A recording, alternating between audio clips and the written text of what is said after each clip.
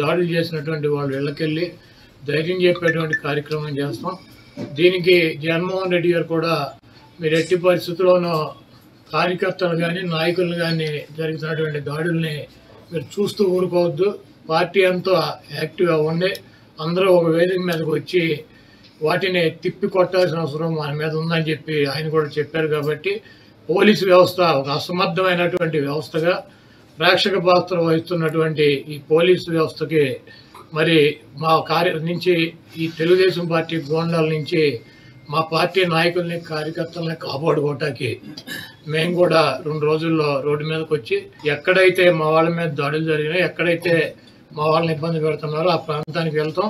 ఆ కాన్స్టిట్యున్సీకి కానీ ఆ జిల్లాకు కానీ సంబంధించినటువంటి నాయకులందరూ కూడా పాల్గొంటారు. ఆ నియోజకవర్గంలో ఉన్నటువంటి లీడర్స్ కానీ కార్యకర్తలు కూడా పాల్గొంటారు. తప్పకుండా లా అండ్ ఆర్డర్ ఇష్యూస్ కనుక వస్తే దానికి పోలీస్ వ్యవస్థే బాధ్యత.